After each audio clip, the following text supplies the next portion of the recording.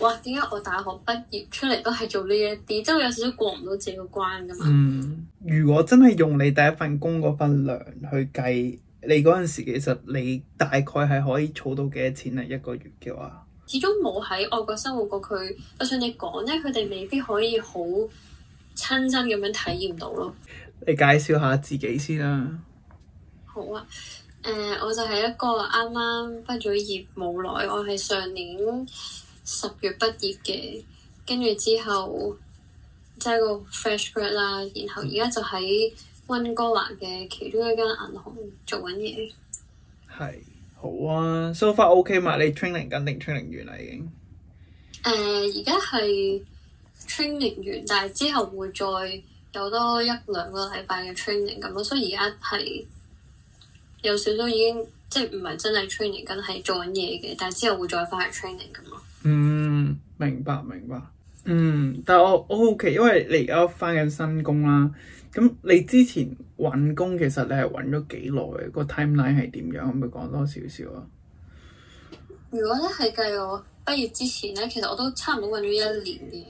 咁但係我嗰陣時我都比較，即係我可能畢業前1年我就比較揾多係 part time 啦，因為有陣時你太早揾工其實都冇乜用，即係你可能你去到 interview 咁樣，跟住之後同人哋講佢我1年後先翻得工嘅，咁唔係好 make sense 噶嘛。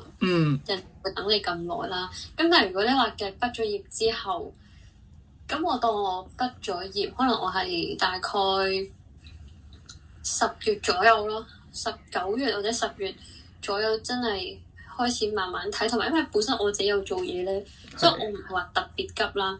即係雖然嗰份工唔係話好多錢啦，亦都唔係話即係其實唔係好 support 到1個月嘅。咁但係即係至少我會覺得起碼有啲揸拿喺手咯。即係有啲人會覺得即係唔夠生活啦，咁我之後就會好 stress 啊！之後要點？咁但係其實有啲人可能係畢業，佢真係等於失業，佢係真係完全零收入噶嘛。係。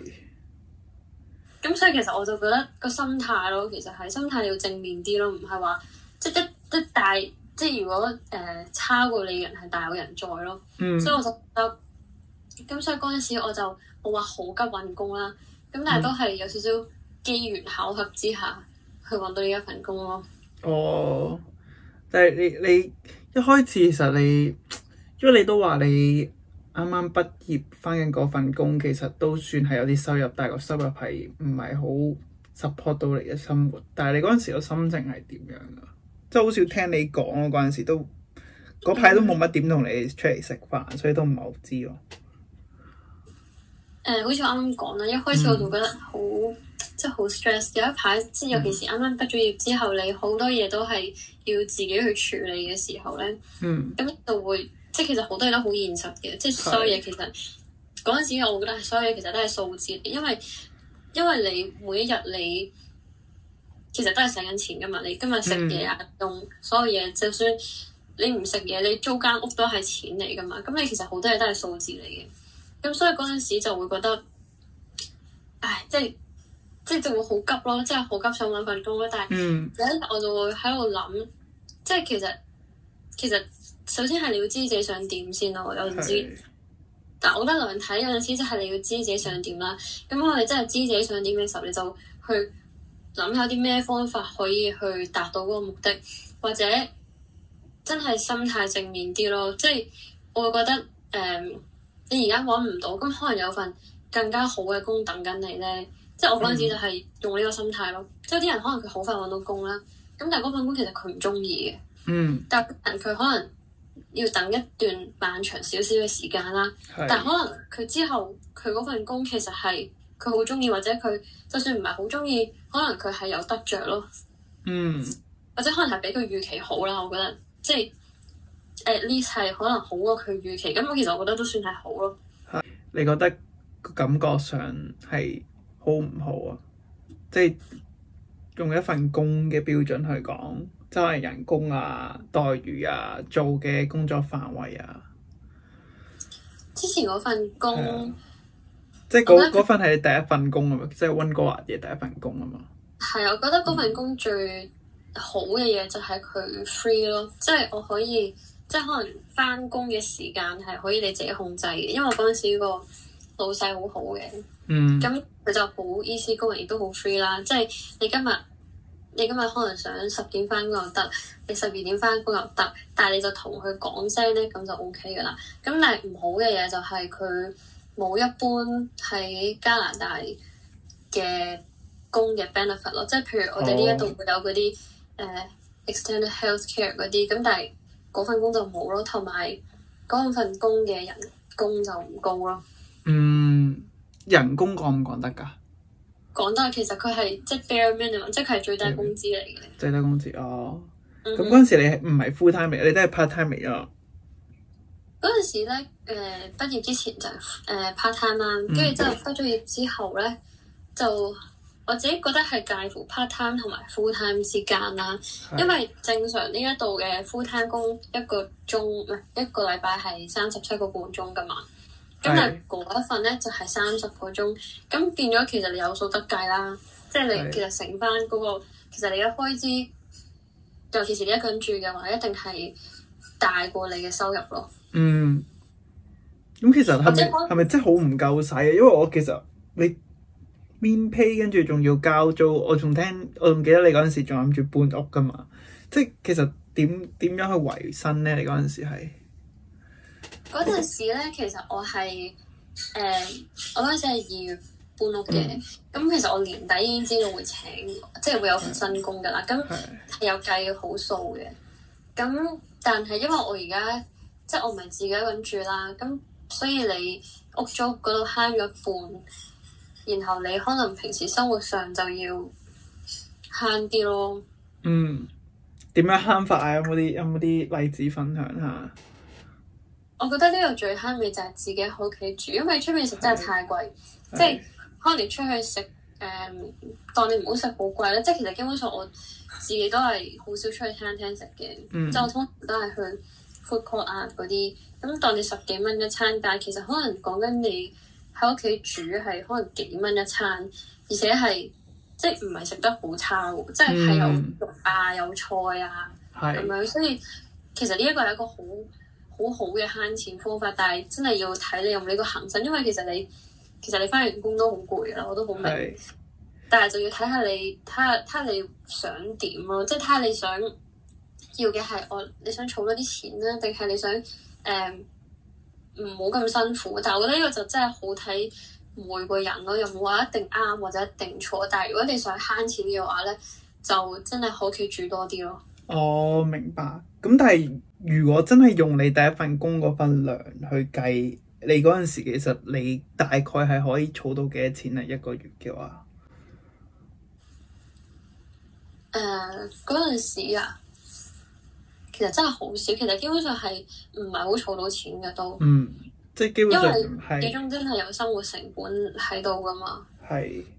咁但係好彩有積蓄咯，即係你自己可能有陣時會儲下錢咁。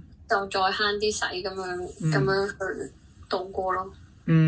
但係有冇機會，即係嗰筆錢有冇機會係可以足夠令到你哋話，即係可能1年去一次旅行啊？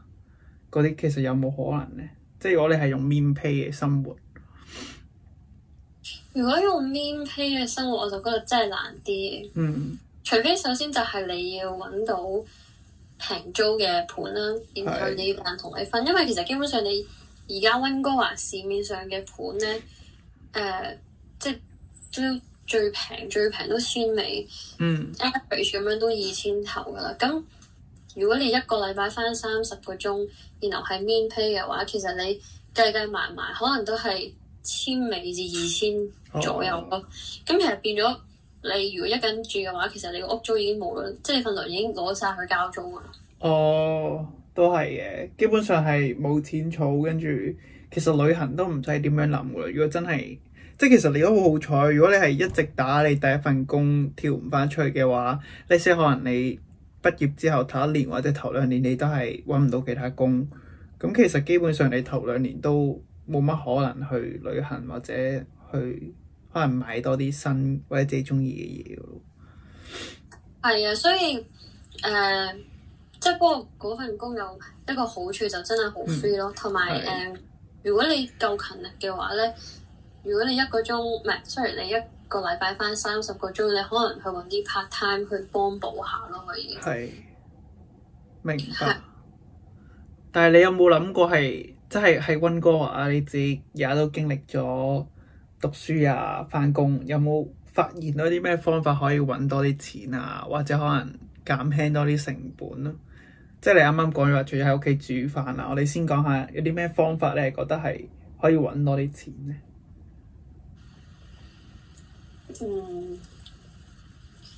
就係要諗下呢個。真係冇啊！除咗打多份工啊，真係冇咯。係因為咧，而家即係加拿大，而家真係嚟咗好多人咧，變咗真係好多人去同你爭咯。即係你就算可能一個好普通嘅，即係我當你唔介意，可能去沖奶茶，去 T&T， 其實即係早排都好多人講話，其實依家 T&T 都唔係話咁容易入，即係好多人就會覺得，或者可能喺我自己覺得啦，喺香港可能好多人會覺得啊。好多人去咗移民，去咗外國，佢哋生活好好啊咁樣，或者佢哋可能即係佢哋點講咧，始終冇喺外國生活過，佢就算你講咧，佢哋未必可以好親身咁樣體驗到咯。即係我唔係話而家喺外國好辛苦嗰種，而係即係有，我覺得每個地方一定係有佢嘅難處咯。而冇親身經歷過嘅人咧，其實係好難去明嘅，即係佢可能明你講咩，但係佢未必會明嗰個感受，即係好多人會話你唔介意嘅話，你可以去即係唔好睇嗰啲係咩行業咯，即係咩都做下先咯咁樣。咁但係有陣時係真係好難，加上而家即係加拿大有好多唔同嘅 policy 喺度，唔係話真係你想揾一份工咁容易咯。係，你有冇係申請過 cafe 啊、T&T 啊、超市啊嗰啲㗎？我有遞過一啲係可能沖奶茶啊嗰啲，但係冇乜回音。我唔知係因為佢嗰個廣告已經 outdate 咗定係點啦。但係即係有啲可能係比較，可能喺我以前嘅 concept 覺得哇點解我大學畢業出嚟都係做呢一啲，即係有少少過唔到自己個關㗎嘛。即係始終即係香港人嗰個 concept 係咁，即係唔同話外國，我哋做咩行業其實大家都好尊重你咁樣咁。有陣時即係都會有嘅，即係都會有遞過嘅，但係好多時都冇回音咯。唔知係因為真係可能好多廣告，其實佢係純粹放咗出嚟，其實好耐已經請咗人啦，定係真係咁多人爭？明白，係咯。我自己其實都覺得係特別係服務性行業啦，即係沖奶茶啊、超市嗰啲。佢哋本身可能都唔需要你太高學歷咯，所以即使我哋可能有學位咧，你就算問我自己啦，你叫我去遞 CV 啊，去申請，其實我都唔會有把握係可以攞到個 offer，因為實在太多人爭咯，即係好多新移民啊，好多本身就算冇學位嘅人，佢哋都會爭嗰份工咯。即係反而因為我有一排咧，可能畢業前嘅半年至1年咧，我都開始不停喺度揾工咧，即係覺得，即係因為大家都知道嗰個 market 係好唔係咁 friendly 嘅，即係因為市場唔好咧，咁變咗工作機會少啦，然後成個環境都好大競爭，因為有好多人過咗嚟啊嘛，跟住之後我嗰陣時就會不停揾工啦，咁又有一段時間都好 stress， 就喺度諗點解 send 咗咁多 CV 出去都好似冇乜回音咁樣。咁我反而覺得有陣時就係太 stress， 即係有陣時你越想得到一樣嘢，你係越難得到咯。但係當可能即係個心態放鬆咗之後，你可能會更加容易，或者你當自己個人冇咁 stress 嘅時候，你可能會諗通嗰啲嘢，唔係就咁死衝咯，即係唔係就我要 send CV，我今日 send 幾多份出去，我要去揾邊一啲工去做咁樣咯。